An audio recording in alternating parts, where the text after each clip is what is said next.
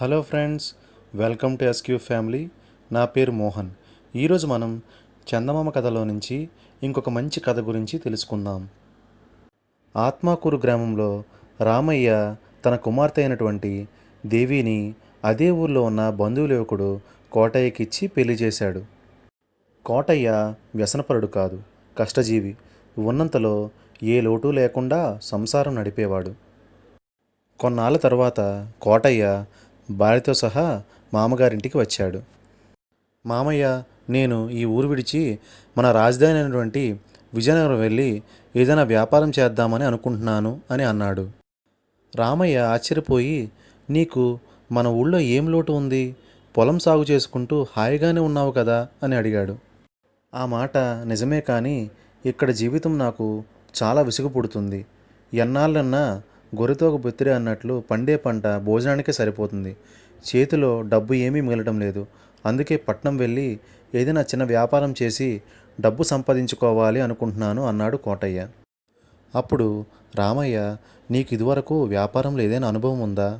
ఎవరి సహాయం లేకుండా నగరంలో నీవు ఎలా వ్యాపారం చేస్తావు అని అల్లుడిని ప్రశ్నించాడు. దానికి కోటయ్య, నగరంలో అందరికీ బియ్యం పప్పులు అవసరం. పల్లెల్లో పండే ఆ పంటను కొని నగరంలోని దుకాణంలో ఉంచి అమ్ముతాను. మంచి లాభాలు వస్తాయి. విజయనగరంలో నా స్నేహితుడు గోవిందు అన్ని విధాలా నాకు సహాయం చేస్తానని మాటిచ్చాడు అని అన్నాడు. అల్లుడు ఉత్సాహం చూసి సంతోషించిన రామయ్య పెట్టుబడిగా కొంత ధనం ఇచ్చాడు. కోటయ్య కూడా సంతోషించాడు. తండ్రి నిరుత్సాహపరచకుండా భర్తని ప్రోత్సహించినందుకు దేవి కూడా చాలా ఆనందపడింది. సంవత్సరం గడిచిపోయింది. అల్లుడిని సంక్రాంతి పండగకు ఆత్మాకూరు రమ్మని రామయ్య కబురు చేశాడు. అయితే తను వ్యాపారంలో తీరిక లేకుండా ఉన్నానని మామగారిని విజయనగరం రమ్మని ఆహ్వానించాడు కోటయ్య. రామయ్య సంక్రాంతి పండుగకు కూతురింటికి వెళ్ళాడు. కోటయ్య పంచభక్ష పరమాణాలతో మామగారికి విందు భోజనం పెట్టి ఖరీదైన దుస్తులను కూడా బహుకరించాడు. తనకు పెట్టుబడిగా ఇచ్చిన డబ్బును కూడా తిరిగి ఇచ్చేశాడు. రామయ్య సంతోషించాడు. మామగారు, నేను వ్యాపారంలో తీరిక లేకుండా ఉంటున్నాను. ముందు ముందు ఇంకా తీరిక ఉండదు. కాబట్టి పండుగలకు మేము రాలేము.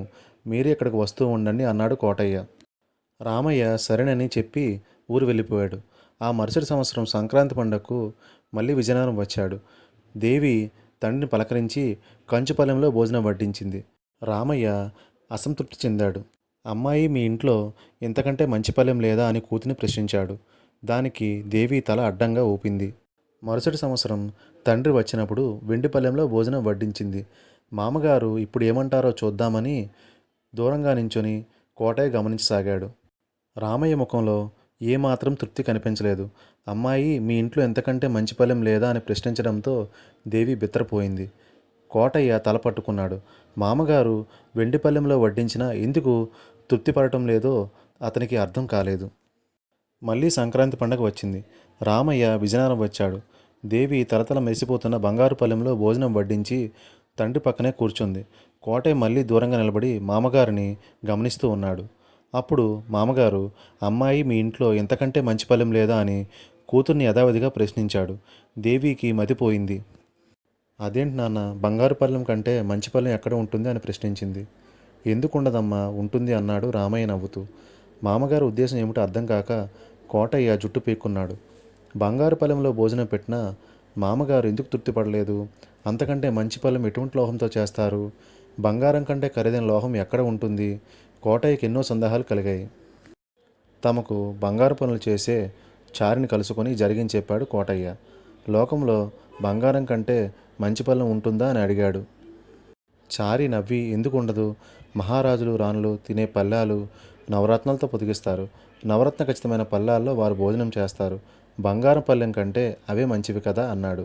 తరువాత సంవత్సరం సంక్రాంతి పండుగకి నవరత్నాలతో పొదిగిన బంగారు పళ్ళాన్ని సిద్ధం చేయించాడు కోటయ్య.